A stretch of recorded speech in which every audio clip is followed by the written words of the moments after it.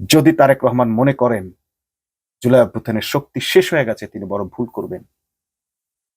এই আগুনকে তিনি যেন কোনোভাবে আর নতুন করে এই বাংলাদেশে আবার উত্থিত হওয়ার চিন্তা না করেন। যদি তার কোনো আচরণে এই জুলাই শক্তি আবার রাস্তায় আসে, তাহলে সেই আগুনে তিনি পুড়ে যাবেন। তারা কি মুসলমান না? বিএনপি যারা করে, তারেক রহমান কি মুসলমান নন? তার কাছে কি কোরআন মানাটা ফরজ নয়? তাহলে জুলাই অঙ্গীকার নিয়ে কেন তিনি এই তালবাহানাটা করছেন? এখন তারেক রহমানের এপিসোড চলছে, যে কোনো মুহূর্তে এটা ক্লোজ হয়ে যাবে। যদি কেউ মনে করে যে নানান অজুহাতে এদেরকে চাপে রেখে তাদের যত আকাম কুকাম, খুন, ধর্ষণ, চাঁদাবাজি চালিয়ে যাবে, সেটা তাদের ভুল ধারণা। জুলাই অভ্যুত্থান হচ্ছে সেই অভ্যুত্থান যেখানে মানুষ স্বেচ্ছায় জীবন দিয়েছে, তবু ফ্যাসিবাদের কাছে মাথা নত করেনি। এই বাংলাদেশের মানুষের যতক্ষণ রক্ত আছে, তাদের ভেতরে জুলাইয়ের চৈতন্য কাজ করবে। জুলাই সনদ নিয়ে এখনো অবস্থান স্পষ্ট করতে পারেনি বিএনপি। বরং যদি বলি যে আসলে অবস্থান পরিষ্কার করেছে, কিন্তু মানুষ এখনো দ্বিধাদ্বন্দ্বে আছে। আসলে বিএনপি এই জুলাই সনদকে শেষ পর্যন্ত কোথায় নিয়ে ঠেকায়। বদিউল আলম মজুমদার বলেছেন, স্পষ্টভাবে বলেছেন যে জুলাই সনদকে তারা বাস্তবায়ন করবে, আইনি ভিত্তি দিবে এবং সংবিধানে এটাকে যেভাবেই হোক অ্যাকোমোডেট করবে, এমন কথা দিয়েছিলেন তারেক রহমান এবং বিএনপি। লিখিত অঙ্গীকার করেছে যে জুলাই সনদে যা কিছু আছে তারা পরিপূর্ণভাবে বাস্তবায়ন করে সুস্পষ্ট অঙ্গীকার। এবং শুধু তাই নয়, তারা এই জুলাই সনদটাকে তারা সংবিধানের অংশ করবে, সংবিধানে এটা তফসিল হিসেবে অন্তর্ভুক্ত হবে কিংবা অন্য কোনোভাবে অন্তর্ভুক্ত হবে। আর তৃতীয়ত, তারা কোনো আদালতে এটা নিয়ে প্রশ্ন তুলবে না, যদিও অন্যান্য নাগরিকরা তুলতে পারে। কিন্তু এরপরও কেন তারা এই কথা থেকে দূরে সরে যাচ্ছেন? দর্শক, আপনাদেরকে মনে করিয়ে দেই অঙ্গীকারের গুরুত্ব নিয়ে পবিত্র কোরআন কি বলেছে। পবিত্র কোরআনে মহান আল্লাহ তাআলা বলেন, আর অঙ্গীকার পূর্ণ করো, অবশ্যই অঙ্গীকার সম্পর্কে জিজ্ঞাসাবাদ করা হবে। সূরা বনী ইসরাইল আয়াত 34। আরেক আয়াতে মহান আল্লাহ বলেন, হে মুমিনরা, তোমরা অঙ্গীকারগুলো পূর্ণ করো। সূরা মায়দা আয়াত 1।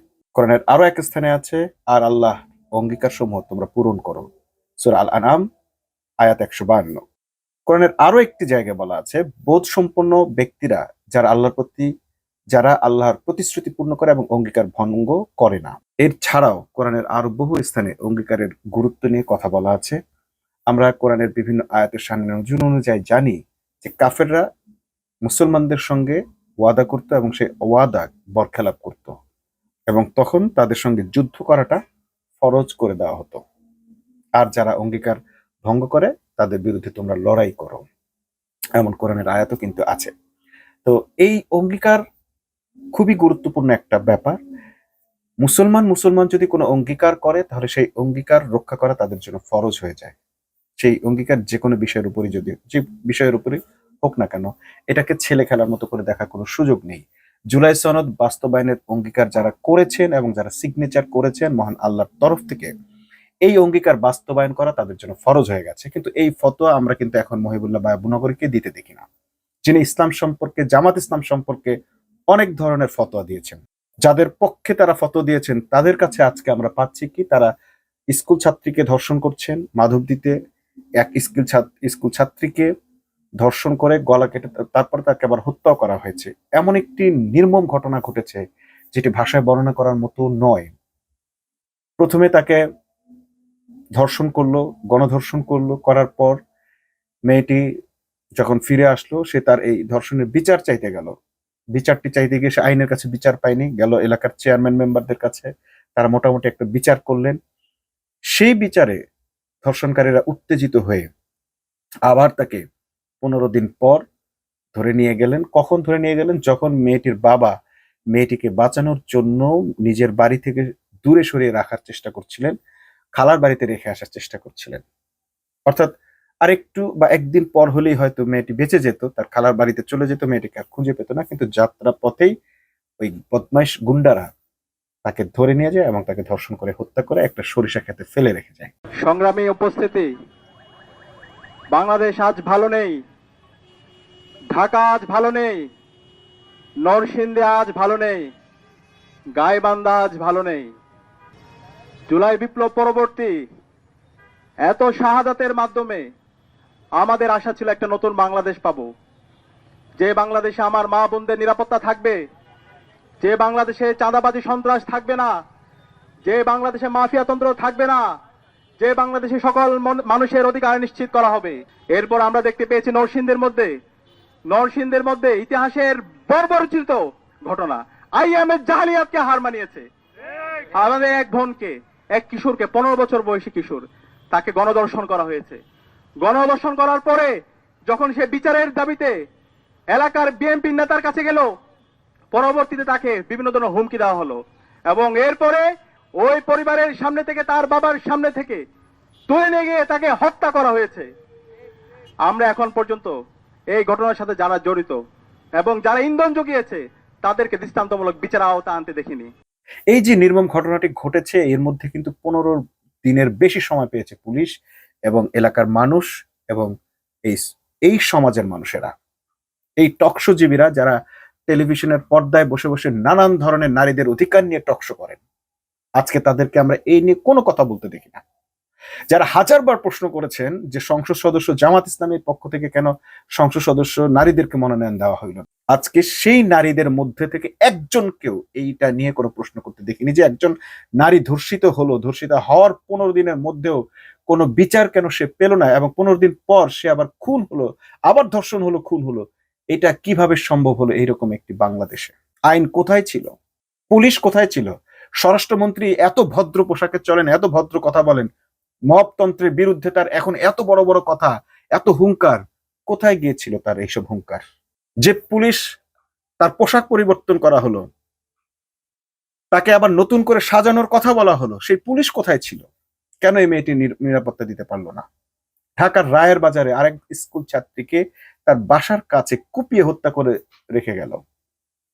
তাবাসসুম নামের এক শিশুকে ধর্ষণ চেষ্টা করে ব্যর্থ হয়ে তারপর তাকে হত্যা করে ফেলে, হত্যা করে সেপটিক ট্যাঙ্কে ফেলে রেখে যায়। এই নির্মমতাগুলো কি কোনো পিতামাতা, কোনো ভদ্র মানুষ সহ্য করতে পারে? কিন্তু এই ঘটনাগুলো কিন্তু ঘটছে, এর বিরুদ্ধে সোচ্চার কোনো আওয়াজ নেই। ওই সেই তথাকথিত নারীবাদীদের নেই, ওই সেই নারী টকশোজীবীদের কাছ থেকেও আমরা কোনো ধরনের প্রতিবাদ পাচ্ছি না। অথচ যারা এই কাজগুলো করছেন প্রত্যেকটা ঘটনার সাথে যুবদল, ছাত্রদল অথবা বিএনপির কেউ জড়িত। অথচ একটি হ্যাক আইডিতে নারীদের নিয়ে মন্তব্য করে সেইটার জন্য তারা ঝাড়ু মিছিল করেছে। নারীদের সম্মান নিয়ে তারা এত তৎপর। আরেকজনের মেয়েকে নিয়ে কোনো কথাই বলা যায় না, সুশীলটা ঘিরে ধরে, সে সুশীলটা আজকে চুপ। তা নারী কি শুধু তার মেয়ে? ওই একটি বিশেষ পরিবার শুধু নারীর অধিকার পাবে, সম্মান পাবে? বাংলাদেশের আর কোনো পরিবারের কোনো সম্মান নেই? 3 বাচ্চার মায়ের সম্মান নেই, সেই ধর্ষণের শিকার হবে? কোন একটা ঘটনায় এখনো পর্যন্ত বিচারের কাজ আমরা ত্বরান্বিত হতে দেখিনি। অর্থাৎ বিচার হবে না, এটা এখন নিশ্চিত। হত্যাকাণ্ডের বিচার নেই, হাতি হত্যাকাণ্ডের বিচার আমরা দেখিনি, ধর্ষণের বিচার নেই, ধর্ষণেরও কোনো বিচার আমরা দেখিনি, শিশু ধর্ষণের বিচার নেই, নারী ধর্ষণের বিচার নেই। এরকম একটি দেশ আমরা উপহার পেয়েছি। এই দেশ এখন কারা পরিচালনা করছে? যাদের স্টার্টিংটাই হয়েছে মুনাফিকের মাধ্যমে। মহানবী সাল্লাল্লাহু আলাইহি ওয়াসাল্লাম মুনাফিকের যে 4টি লক্ষণের কথা বলেছেন, তার মধ্যে একটি অন্যতম হচ্ছে কথা দিয়ে কথা রাখে না। যে বিএনপি কাগজে সিগনেচার করেছে, ওয়াদা করেছে যে তারা জুলাই সনদ বাস্তবায়ন করবে, সেই বিএনপি জুলাই সনদ বাস্তবায়নের পরিবর্তে জুলাই সনদকে আদালতে তুলেছে বাতিল করার জন্য। এই রকম বেইমানির পর তাদের বিরুদ্ধে যুদ্ধ করা ফরজ হয়ে যায় যদি তারা, সে কোরআনের সমাজিকের কথা আমরা বলি, ওয়াদা ভঙ্গ করা মারাত্মক অপরাধ।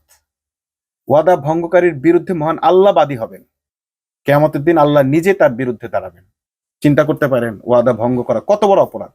আর সেই কাজটি বিএনপি অবলীলাই করছে। আর আমাদের মহিবুল্লাহ বাবুনগরীর মতো, এনায়েতুল্লাহ আব্বাসীর মতো ইসলামিস্ট ব্যক্তিরা যারা জামাতের চুলচেরা বিশ্লেষণ করেন, জামাতের ইসলাম নিয়ে গবেষণা করেন, কিন্তু আজকে এইরকম একটি সরকারের কথা তারা কোথাও বলছেন না। আমাদের সেই মালেক হুজুর, খতিব যিনি জাতীয় মসজিদের ইমাম, তিনিও এখন চুপ আছেন। তিনি এখন এটা নিয়ে কোনো কথা বলার সুযোগ নাই, তার মুখ নেই। আর ধর্মমন্ত্রী, যাকে আমরা মেট্রিক পাস বলে থাকি, সে ধর্মমন্ত্রীর তো কোনো কথা বলার ভাষাই নেই। তারা কি মুসলমান না? বিএনপি যারা করে, তারেক রহমান কি মুসলমান নন? তার কাছে কি কোরআন মানাটা ফরজ নয়? তাহলে জুলাই অঙ্গীকার নিয়ে কেন তিনি এই তালবাহানাটা করছেন? কেন এখনো জুলাই অঙ্গীকার বাস্তবায়নের পথে বাধা হয়ে দাঁড়াচ্ছেন? তারা তো ওয়াদা করেছেন বাস্তবায়ন করবেন, পুরোপুরি বাস্তবায়ন করবেন, এরকম ওয়াদা তারা করেছেন। বদিউল আলম মজুমদারের বক্তব্য সুস্পষ্ট এটা, এবং তাদের সে কাগজ আছে, সিগনেচার আছে, সবকিছু প্রমাণ আছে। জুলাই সনদ বাস্তবায়ন করলে তারা শেখ হাসিনার মতো ফ্যাসিস্ট হতে পারবে না। অতএব জুলাই সনদ বাস্তবায়ন করার তাদের প্রয়োজন নেই। বরং যে নতুন বাংলাদেশ চেয়ে হাজারের ঊর্ধ্বে মানুষ জীবন দিয়েছেন, কয়েক হাজার মানুষ পঙ্গু হয়েছেন, এই বাংলাদেশের অধিকাংশ মানুষ রাজপথে নেমে এসেছেন নিজের সন্তানকে সাথে নিয়ে। সন্তান মাকে চিঠি লিখে যুদ্ধে নেমে এসছে, রাস্তায় নেমে আসছে। সেই জুলাই অভ্যুত্থান আজ ব্যর্থ হতে চলেছে, সম্পূর্ণরূপে ব্যর্থ হতে চলেছে। জুলাইয়ের কোনো অঙ্গীকার আজ বাস্তবায়নের পথে নেই। এখনো মানুষের লাশ যেখানে সেখানে পাওয়া যাচ্ছে, যেখানে সেখানে মা বোনেরা, একটা শিশু পর্যন্ত ধর্ষণের শিকার হচ্ছে। আইনের কোনো বালাই নেই। আইন আছে যেখানে, এমন জায়গায় আইন যেখানে আইনের কোনো প্রয়োজন নেই। ভালো কাজ করতে গেলে আইন গিয়ে বাধা দিয়ে বলে এটা কি আপনার কাজ? ডাকসুর ছেলেরা কোনো কাজ করতে গেলে প্রশ্ন তোলে এটা কি ডাকসুর কাজ? ডাকসু নির্বাচন তোরা তো দেশ নাই, নির্বাচনে 91 পর তোরা কোনো নির্বাচনে আসিস নাই, এখনো তোরা ক্ষমতায় এসে কোনো নির্বাচন দিচ্ছিস না। 6টা সিটি কর্পোরেশন নির্বাচন বন্ধ করে দিলি, প্রশাসক নিয়োগ করে দিলি। কার কি কাজ সেটা প্রশ্ন করার তোরা কে? এইভাবে যদি দেশ চলতে থাকে কয়দিন যাবে, কয়দিন যেতে পারবে এরা? আর যে কয়দিনই যাক, সে কয়দিন মানুষ আরো কতভাবে ক্ষতিগ্রস্ত হবে সেটা আমাদের কাছে এখন বড় প্রশ্ন। কিন্তু আমাদের কাছে কিছু আশার বাণী আছে। সেগুলো কি? আমরা ইতিমধ্যে দেখলাম নাহিদ ইসলাম আন্দোলন প্রস্তুতির কথা বলেছে। প্রায় সেম ল্যাঙ্গুয়েজে নাসিরুদ্দিন পাটোয়ারি আন্দোলনের আহ্বান করেছে এবং হাসনাত আব্দুল্লাহ কিন্তু আন্দোলনের মোটামুটি প্রস্তুতির একটা ঘোষণা দিয়ে ফেলেছেন, যা থেকে প্রমাণ হয় যে জুলাই অভ্যুত্থানের শক্তি এখনো থেমে যায়নি এবং এরা যখন দিন তারিখ ঠিক করে ঘোষণা দিবে সেদিন কিন্তু ঢাকা অ্যাটাক হবে, ঢাকা ব্লক হয়ে যাবে এবং এই সরকারের পতন হবে। এবং এদের যে ঘোষণাগুলো আমরা দেখলাম, এদের যে বাক্য এবং এদের ভেতরের যে স্থিতি এবং যে ঠান্ডা মাথায় যে কথাগুলো তারা বলছে, আমরা বুঝতে পারছি যে তারা প্রস্তুতি নিচ্ছে। ইতিমধ্যে আমরা দেখলাম ছাত্র শক্তির একটি বড় সমাবেশ হলো এবং সেই জাতীয় সমাবেশ হলো, সেই সমাবেশে এরা সবাই উপস্থিত হলো এবং সেখানে তারা মোটামুটি নতুন বিপ্লবের জন্য প্রস্তুতি নিয়েছে। অপরদিকে তারেক রহমান তাদেরকে হুঁশিয়ারি দিয়েছেন, রাস্তায় নামতে দেবেন না। তারেক রহমান কি জানেন না তার যে বড় ফ্যাসিস্ট সরকার শেখ হাসিনা ঠিক একই কাজ করেছিলেন? বলেছিলেন রাজাকারের চাকরি মুক্তিযোদ্ধাদের নাতিদের দেব না, তাহলে কি রাজাকারের নাতিদের দেব? খুব বড় সাহস দেখিয়েছিলেন তিনি, অনেক লম্বা কথা বলেছিলেন। কিন্তু শেষ পর্যন্ত শেখ হাসিনা কিন্তু এপিসোড ক্লোজ এই বাংলাদেশ থেকে। এখন তারেক রহমানের এপিসোড চলছে, যে কোনো মুহূর্তে এটা ক্লোজ হয়ে যাবে। অনলাইনে বিএনপির লোকেরা নানান ধরনের কথা বলছে, নানান বেশিং করছে, কিন্তু আমরা অতীতের সব ঘটনাই জানি যে বিএনপির একটা লোক আসে নাই খালেদা জিয়াকে যেদিন গ্রেফতার করা হয় তাকে বাঁচানোর জন্য, জীবন দিতে আসে নাই। মার্চ ফর ডেমোক্রেসিতে কেউ জীবন দিতে আসে নাই। বালি ট্রাক সরাইতে একটা বিএনপির কর্মী, ছাত্র দলের কর্মী পাওয়া যায়নি। আজকে যারা ঘেউ ঘেউ করছেন তারা শুধুই কিছু পাওয়ার লোভে ঘেউ করছেন। এরা যে ছাত্রদল করে এটা তারা নিজেরাই ভুলে গিয়েছিল। আজকে তারা আবার সক্রিয় হয়েছেন, 15 বছর পর সক্রিয় হয়েছেন। একজন চলে গেছেন লন্ডনে, বাকিরা চলে গেছেন গর্তের ভিতর। এই বিএনপি, এই ছাত্রদল, এই অঙ্গ সংগঠন দিয়ে তারেক রহমান যদি মনে করেন জনগণের উপর বিজয়ী হবেন, এটা অসম্ভব কল্পনা, আকাশ কুসুম স্বপ্ন। বরং এই যে অভ্যুত্থানের শক্তি আবার একত্রিত হচ্ছে, এই শক্তি কিন্তু বার্স্ট হবে। সময় নিচ্ছে, প্রস্তুতি নিচ্ছে। সতর্ক হলে এখনই হইতে হবে। স্পেসিফিক এই ঘটনাগুলোর অবিলম্বে বিচার হইতে হবে। গ্রেপ্তারের নাটকও আমরা দেখতে চাই না এবং বিচারের নামে যুগ যুগ ধরে এগুলোর কোনো যে লেংদি প্রসেস, এই প্রসেস আমরা দেখতে চাই না। যাকে স্বরাষ্ট্রমন্ত্রী করা হয়েছে, স্বরাষ্ট্রমন্ত্রীর এখন পর্যন্ত স্বরাষ্ট্রমন্ত্রীর এক্সিস্টিং কোনো কাজ আমরা দেখতে পাইনি। একটা অপহরণ কেস আমরা দেখলাম যেটাতে অপহরণকারী ব্যক্তিকে উদ্ধার করা হয়েছে, একজন ছাত্রকে উদ্ধার করা হয়েছে, সেটাও প্রধানমন্ত্রীর নির্দেশে, স্বরাষ্ট্রমন্ত্রীর নয়। এই স্বরাষ্ট্রমন্ত্রী আদৌ বাংলাদেশের স্বরাষ্ট্রমন্ত্রী নাকি ভিন দেশের স্বরাষ্ট্রমন্ত্রী, সেটা নিয়েও মানুষের প্রশ্ন আছে। দুইটা মন্ত্রণালয় নিয়ে মানুষের ঘোরতর প্রশ্ন পররাষ্ট্র মন্ত্রণালয় এবং স্বরাষ্ট্র মন্ত্রণালয়, এই দুজনের একজনকে ভারতপন্থী বলা হচ্ছে, আরেকজনকেও ভারতপন্থী এবং আমেরিকার মধ্যে লিয়াজোপন্থী বলা হচ্ছে। এত বেশি বিতর্ক শুরু হয়ে গেছে শুরুতেই বিএনপিকে নিয়ে। আমরা যারা বিএনপিকে নিয়ে একটু হলেও আশাবাদী ছিলাম, তাদের পুনরায় হতাশা নিমজ্জিত হতে হচ্ছে।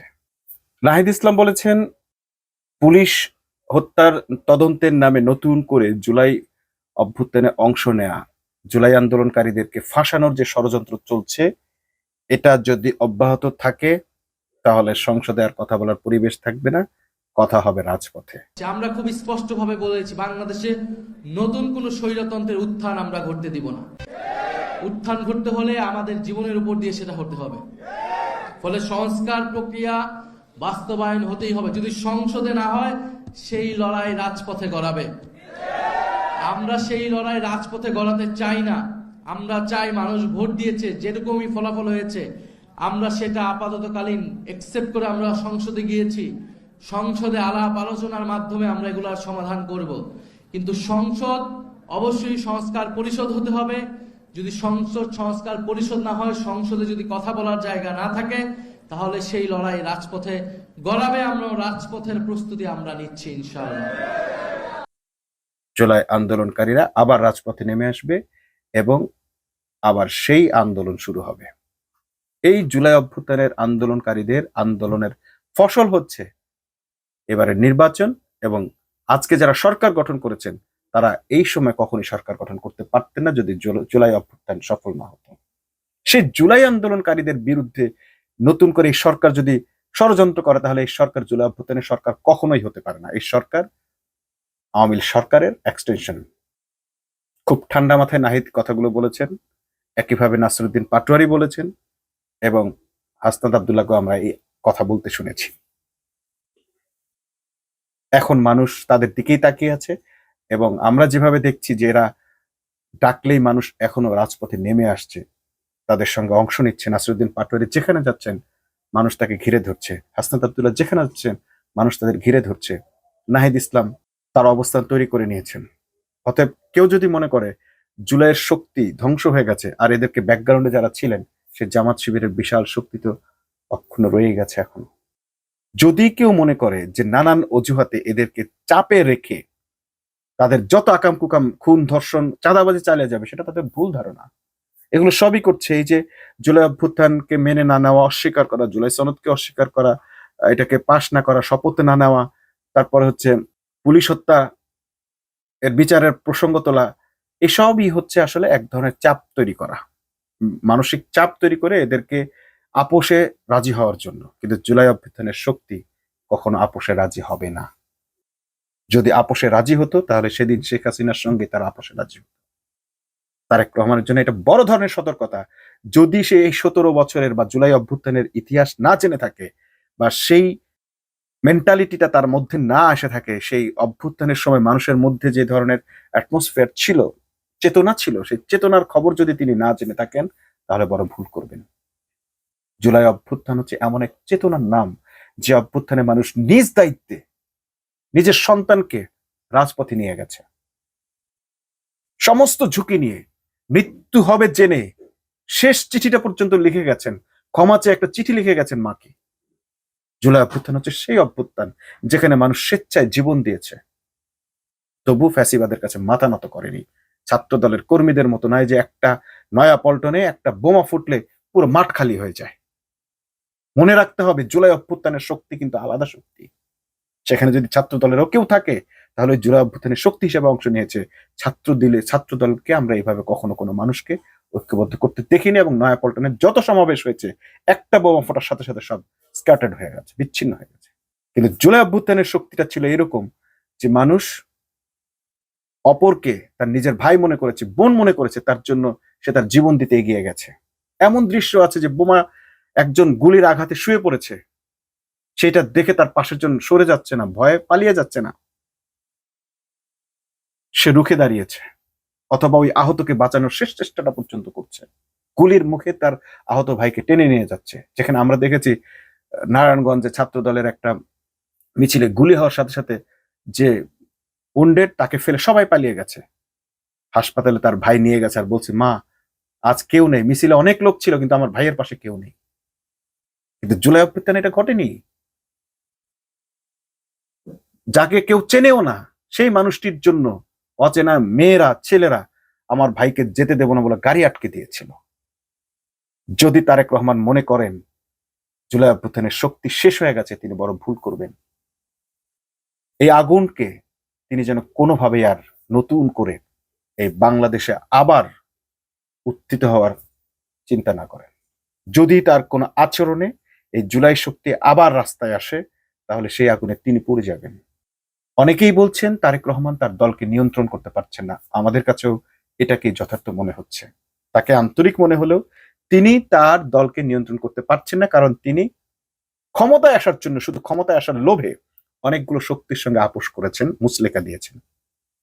তার এখন ভারতকে খুশি রাখতে হয়, তার এখন আওয়ামী লীগকে খুশি রাখতে হয়। আওয়ামী লীগ ভোটের জন্য তিনি আওয়ামী লীগের ফাঁদে পা দিয়েছেন। তাকে ক্ষমতায় টিকে থাকার জন্য পুলিশদের পা চাটতে হচ্ছে। প্রধানমন্ত্রী হয়ে তিনি পুলিশের পা চাটছেন, বলছেন পুলিশ হত্যার বিচার হবে, অথচ জুলাই হোক গণহত্যাকারী পুলিশদের একজনকেও তিনি এখনো বিচারের আওতায় আনার ঘোষণা দেন নাই। এইরকম পা চাটা প্রধানমন্ত্রী বাংলাদেশের মানুষ কখনো আশা করেনি। ন্যূনতম একজন পুলিশের বিচারের কথাও যদি তিনি মুখে বলার সাহস করতেন, তাকে মেরুদণ্ডওয়ালা একজন দেশনায়ক ভাবা হতো, কিন্তু সেটা তিনি বলতে পারেননি। অথচ তিনি অনেকগুলো ইতিবাচক রাজনীতির ধারা পূর্বের মতো তৈরি করার চেষ্টা করছেন, সেগুলো তার কোনো কাজে লাগছে না। তার এই আসল কাজের কাছে গিয়ে তিনি কোনো রেজাল্ট শো করতে পারছেন না। মিডিয়াগুলো তাকে ফুলিয়ে ফাঁপে যতই কিছু প্রুভ করার চেষ্টা করুক, আমরা দেখিনি যে জুলাইয়ের পক্ষে তার একটা স্টেপ নিতে। তার প্রতিটি স্টেপ জুলাইয়ের বিরুদ্ধে। এই জুলাই শক্তি কি বসে থাকবে? জুলাই চেতনা কি বসে থাকার? এই বাংলাদেশের মানুষের যতক্ষণ রক্ত আছে তাদের ভেতরে জুলাইয়ের চৈতন্য কাজ করবে। কেউ খাবার নিয়ে যায়নি, অন্যরা খাবার দিয়েছে। পানি নিয়ে যায়নি, অন্যরা পানি দিয়েছে। মুগ্ধ, পানি লাগবে, পানি, কে তাকে পাঠিয়েছে? নিজ দায়িত্বে গেছে। এমন একটি স্বতঃস্ফূর্ত অভ্যুত্থান দেখে যদি তারেক রহমান কিছু শিখতে না পারেন, যদি জুলাই সব শক্তিকে তিনি অবজ্ঞা করতে চেষ্টা করেন, তাহলে বড় ভুল করবেন। জুলাই শক্তি আবার ঐক্যবদ্ধ হচ্ছে, প্রস্তুতি নিচ্ছে। আপনাদের আগাম খবর দিয়ে রাখলাম। আপনারাও প্রস্তুতি নেন। এই ফ্যাসিবাদের মূলোৎপাটন এবার সম্পূর্ণরূপে হবে ইনশাআল্লাহ।